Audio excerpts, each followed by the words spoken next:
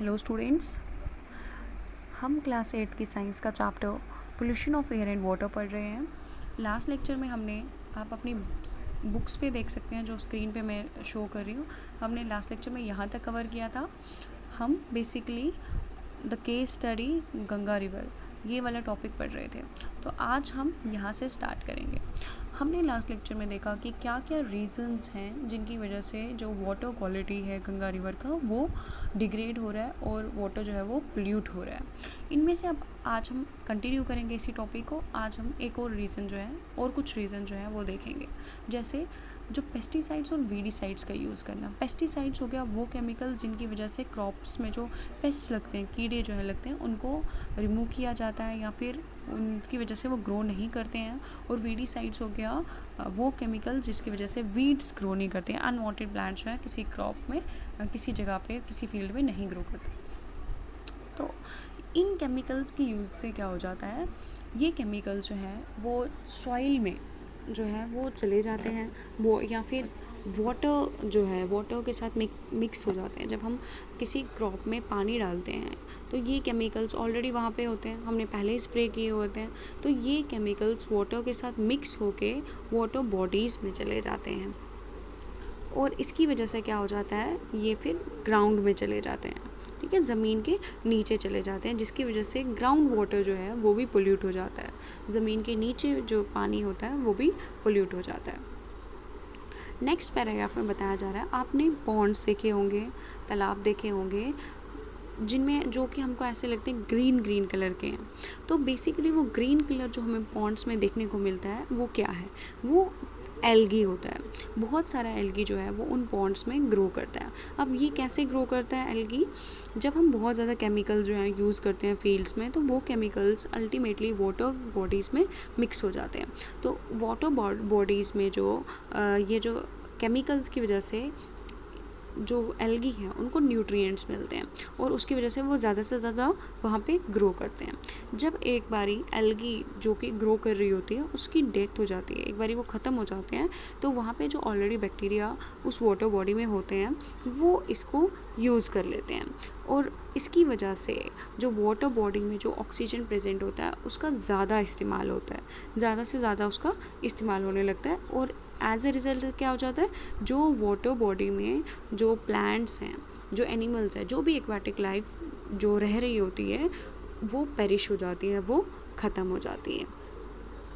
तो ये था इस पैराग्राफ में।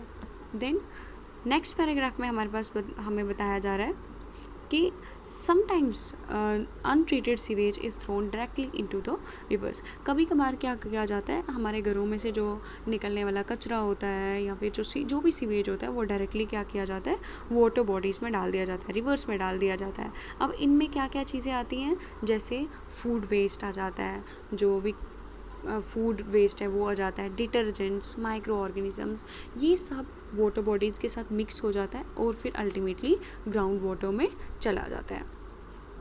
Can ground water get polluted by sewage.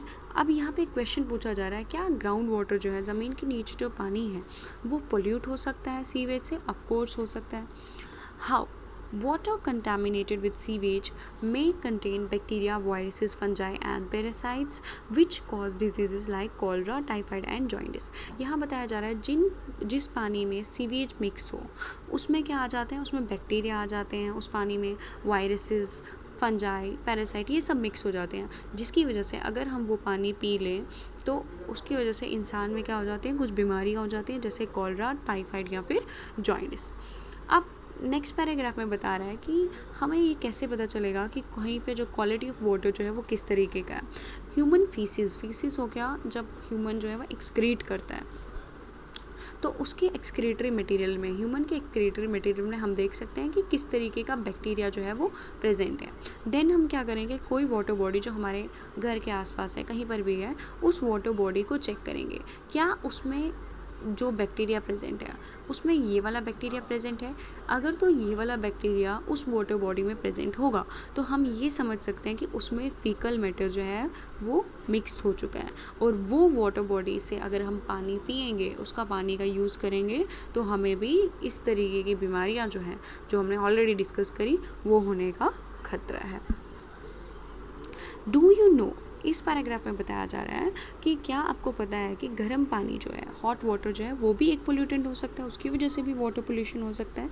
यहाँ पे मेनली बात की जा रही है जो पावर प्लांट्स और इंडस्ट्रीज़ में पानी यूज़ किया जाता है, वो यूजुअली जो भी हॉट वाटर वहाँ पे का इस्तेमाल होता है, वो हॉट वाटर भी अल्टीमेटली रिवर बॉडीज़ के साथ मिक्स हो जाता है। तो यहाँ पे क्या हो जाता है, जिसकी वजह से कि जो टेम्परेचर है उस वाटर बॉडी का, उस रिवर का, पॉन्ड का, लेक का इंक्रीज़ हो जाता है, और उसमें रहने वाले जो एक्वेटिक लाइफ होती है, प्लांट्स और एनिमल जो हैं, वो भी इफ़ेक्ट होते हैं। तो ये था अभी तक का टॉपिक। आई होप आपको ये समझ आया होगा। नेक्स्ट लेक्चर में हम स्टार्ट करेंगे what is portable water and how is water purified. Thank you.